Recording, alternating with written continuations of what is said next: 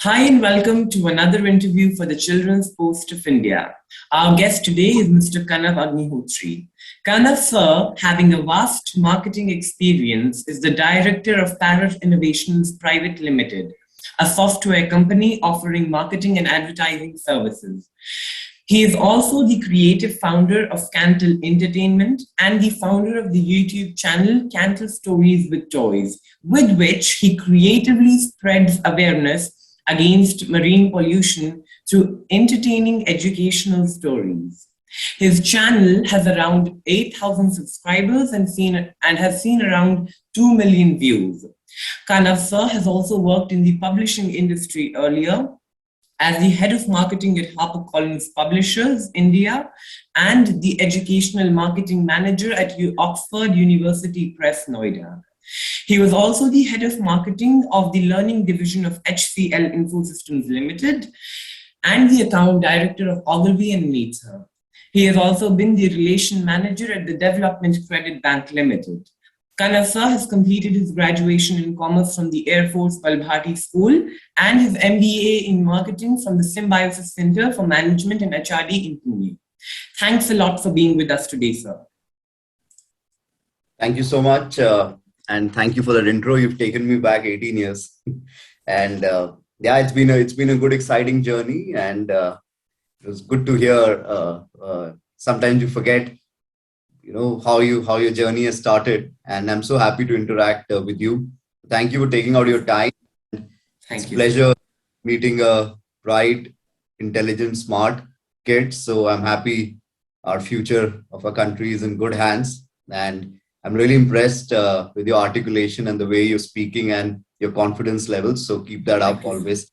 It'll always help you in life. And you seem to be a nice, down-to-earth kid as well. So keep those qualities, is what I've just observed you in the last 5 minutes of what we've spoken. So it's good parenting on you. So keep it up. Thank you. Great. So thanks for making me feel so knowledgeable and experienced. So it's been a good journey. And yes, Cantle Stories, like for what we are here today, started on my dining table because my previous model of work got disrupted very badly. And I'm a kind of a person who cannot sit idle and waste time. So I thought, let's do something. And many years back, as a kid, as you, I used to take a lot of voices of characters and entertain my friends. So that experience of that childhood, because we got busy in our adulthood, and I forgot that if you may call it talent of mine. So I explored it on the dining table and it just started for fun. I've been always associated with certain, I will not say organizations, but certain interests where I used to do a lot of study on, marine pollution and climate change. So that concept always used to keep me excited, and I was always curious to understand more about this. So from there, I thought, okay, let me try something, to have a channel which has a soul of marine pollution. And in that process, I'm able to, entertain children through creative storytelling and educate them on this issue. Because like I mentioned, you all are the future and the planet will be handed over to you, in the near course of time. So, and when we're already discussing this, so that means it is a big problem, and a lot of things we don't see what is going around us. We only come to know what we read. So you can imagine how bad the situation actually is, in these oceans. So marine pollution was the concept. So the concept came. So I thought what to do. I didn't want to create an educational channel like I mentioned, that okay, this is marine pollution and this is plastic, this is this chemical waste, factories waste is thrown into the oceans that everyone knows. And so I thought, okay, what to do? So I thought, what are the marine animals? So I picked up a shark. I said, okay, my dear friend shark has always been shown as a villain. And once you see those films, you don't even feel like going to the beach because you're so scared about sharks and all. So I thought, let me do justice or some justice to sharks. And I created a super powerful character. I thought, okay, I'll have a shark around and I'll say, okay, this shark is protecting its oceans, and it's saying, okay, you can come here, you can surf here, you can swim here, you can play here, but if you try and pollute it, then we will hit back at you. So that is from where the concept started. So I wanted to give it a name. So I said, okay, shark, and my name is Kanav. So I did something juggling around and I called it Sharkaroo. So that is how the name came. Then I went for the normal trademarks and all, and I got them. So I said, okay, now we can continue with this name. And then I obviously added very smartly super word to it and gave it a Super Sharkaroo name. Now every super powerful character, fictional character, has to get its powers from somewhere. Yeah. So I okay, oceans is the place from where it will get its powers. So every superhero character has a power source. So I said, okay, the energy of the oceans has to be given to this shark, and he is picking up these powers from these oceans. So I said, okay, the energy coming, and then the Sharkaroo will transform into Super Sharkaroo. So I gave the tagline, Super Sharkaroo, the sharpest shark. So sharp and shark I merged somewhere and gave it a tagline. And I said, the shark, whenever there is trouble in the oceans, will dive into the Sharkaroo ocean lake, fictional name again, and get the powers and energy from the ocean and transform into a very strong superhero shark like this, which you have already seen, in my YouTube channel. So the powers are sorted. Now I had to give him some family friends. So I gave him a father and a mother. The mother is obviously more involved with him, like all mothers are with kids, and she is guiding him, and she is the one who is encouraging Sharkaroo and telling him his cause and why he is the chosen one. So the mother is always with the shark. So the superpowers were sorted. The mother-son relationship was sorted. Now I had to give him a reason, which is already there, marine pollution. Now I had to identify villains, because every story needs villains as well. So I'm creating a couple of characters. So on my birthday on 27th, I'm revealing a new villain who is actually staying on a marine debris island, and his purpose in life is to destroy all the oceans, because he thinks that there are minerals and a lot of secrets in the oceans. So his purpose is that. So that character is going to get introduced day after. Then I created a character in between, which is also in one of my videos. So this guy is a person who's called again Ocean Wipeout, and his name is self-explanatory. He wants to wipe out all the oceans. And this guy also will be introduced in the videos, but he's already part of the story somewhere. So his purpose is to destroy our planet and take all the minerals. The guy who's going to come on 27th, his purpose is to get some powers and secrets of the oceans. So both will merge, and that is how the story will evolve. And Ocean Wipeout, if you must have seen, has created an evil clone of Super Sharkaroo. So basically what happens is that when he goes and attacks the island, he's taken aback by this flying shark, because he suddenly realizes, what is this, a flying shark? And nobody's seen. So he observes, and because he's an evil genius, so he goes back and creates a clone. So he gives him the similar powers, and there is a counter attack where they both fight. These are some of the characters, and then there are friends of Super Sharkaroo. There's a person who I've introduced. You must have seen on the channel. He comes and he's called Stone Cab. Again, these are all trademarks, all registered under me. So this guy has got powers from the stones. So there are his friends, and there are these enemies, and I'm trying to relate and create stories around them. So right now I'm in a series, if I may call it, Attacks on the Island. So there's part 1, there's part 2, there's part 3 coming on 27 December. Then there'll be part 4 in February, and part 5 in March, and a part 6. So all these stories are somewhere leading to introduce the character subtly, and also talk about marine pollution and plastic waste.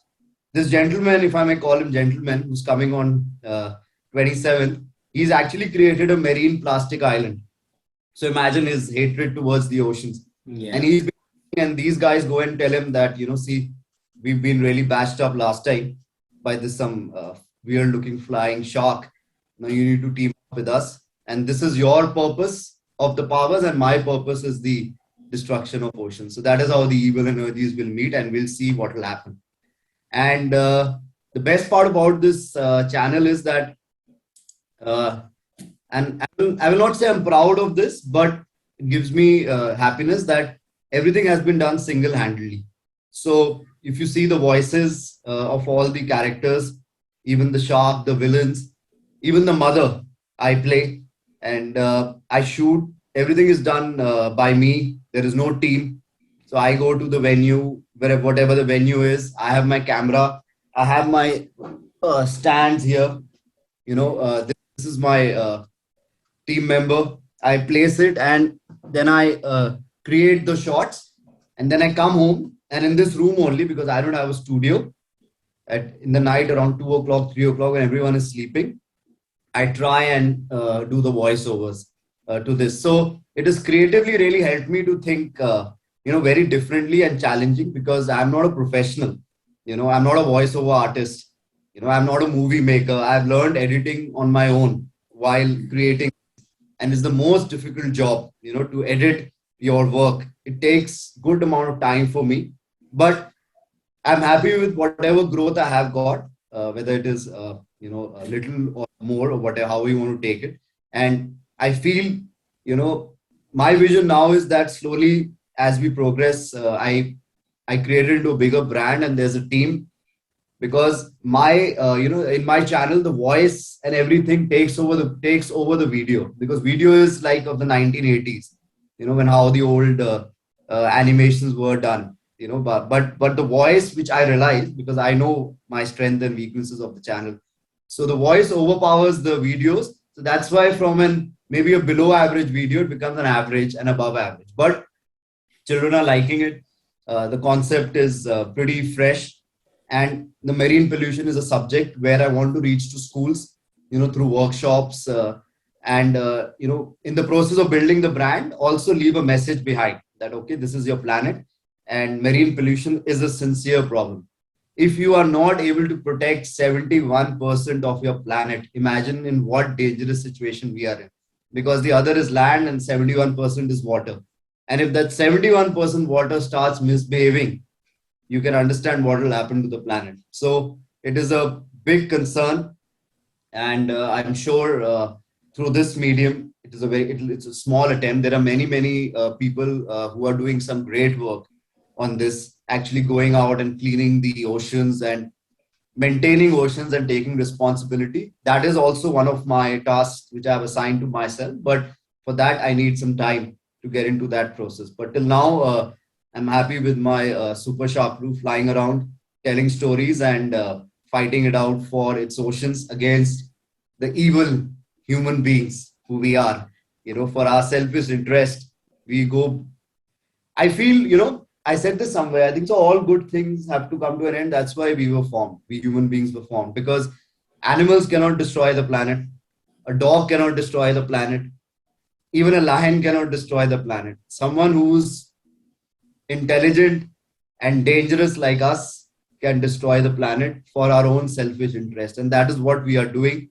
We are utilizing all the resources without thinking about the future. And we are talking about climate change and everything, but I think so there's still a lot of work left, because if you're thinking of outside a planet, that means things are really bad. Half of things, like I said, we don't know. And there was a research somewhere which said that by 2050, there will be more plastic in the oceans than actually fish. So that is imagine what kind of concern that is. But yeah, this is about it. And I'm trying to add more characters. And I'm coming up with a graphic novel in March. So I've just signed up with a publisher. And we are working together on a graphic novel.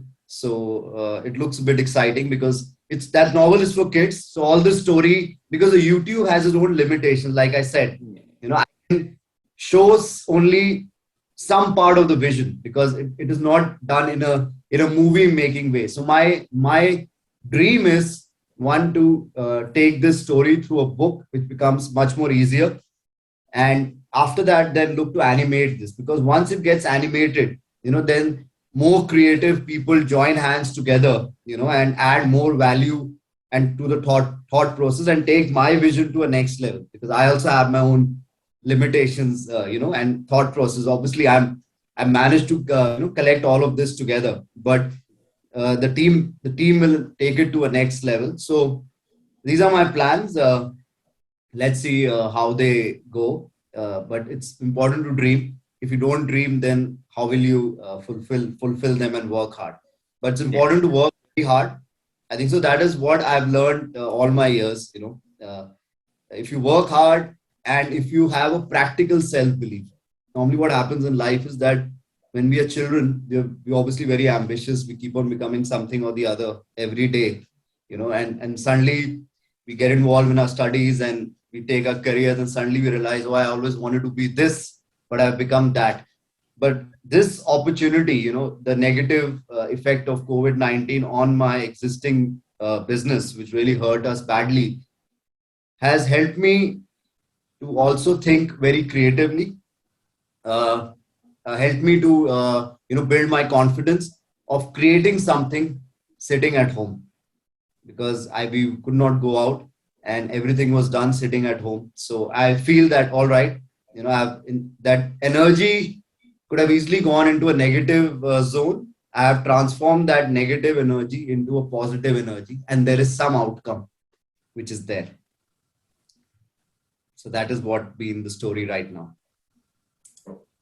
So your YouTube channel has seen 2 million views without any marketing expense, which is truly exceptional. How did you achieve this? See, initially, I will say not. Yes, I've not been aggressively marketing the channel, but yes, I obviously use bit of Google ad programs because I believe in the content. But I will not call it pure marketing, because marketing is like promoting the channel, doing events and all. I've not done that. I think so. I believe the content is speaking in itself, because, like I said, the subject is marine pollution, and there is a storytelling for kids. So there is some attachment with the brand, and yeah, the views are good. Even the subscribers, I will say, because YouTube is very difficult to get subscribers, and today, if I am sitting at 8,000 subscribers, which have grown organically in almost a year's time. I think so. Super Sharkaroo was launched in January, February last year. So I will say not even a year, the channel has grown. And yes, a little bit of organic boost on YouTube I use. Like I said, if you believe in your content, there is no harm in promoting it. But yes, it delivers results, because one is that you can get views. All right. But second important is that post those views, people are subscribing. If you've noticed in my channel, I have never said subscribe.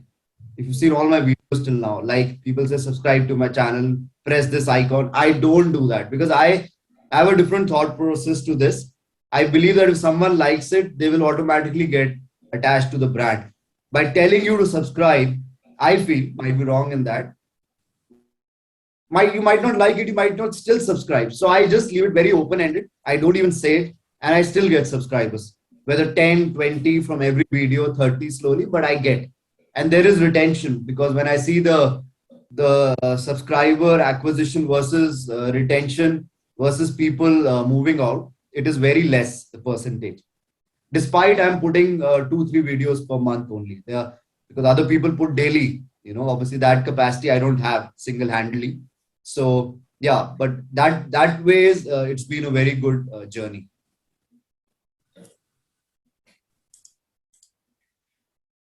What excites you about creating this content and making this channel? What keeps you going on from day to day?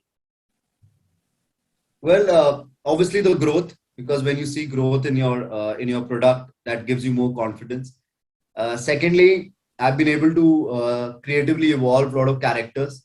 So my thought process to create fictional characters has kept me going. I have another 30 more guys waiting to be drawn and to be created.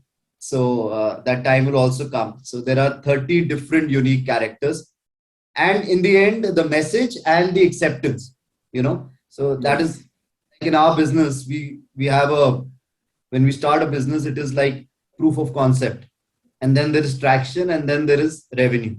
So proof of concept has happened. People are liking it.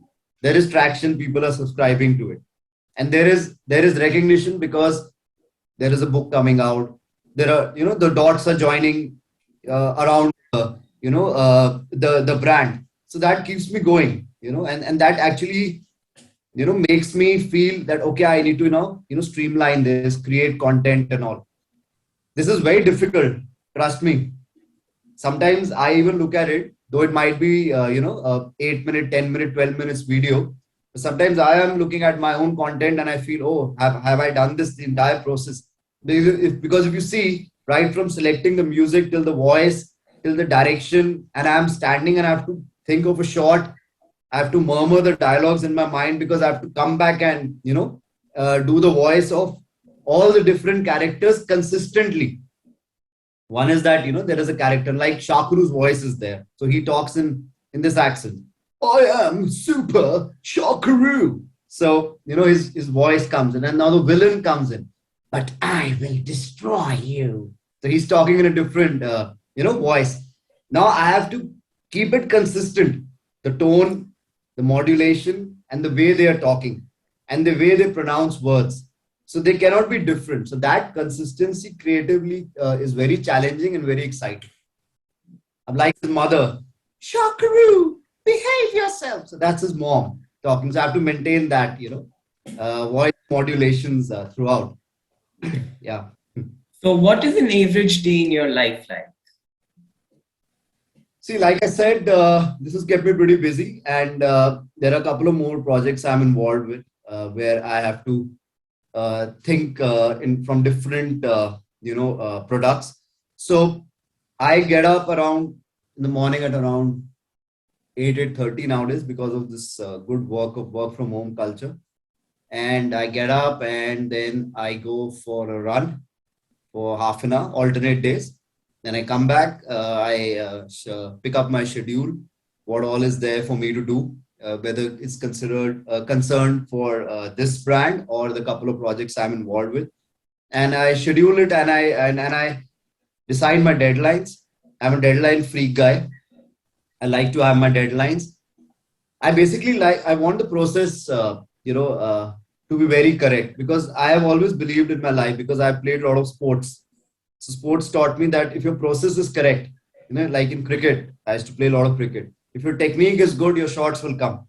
So I believe the process has to be very good, even when you're studying or whether you're playing or even when you're having any kind of work related or even we are enjoying. So process is correct. The result in the end will come today, tomorrow, day after, but someday it will come. But if the process is not correct, then you cannot expect good results to come. Then it is false expectations.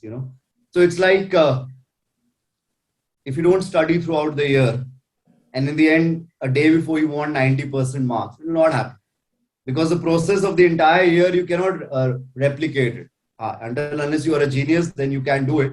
But I'm talking about 99% of the population.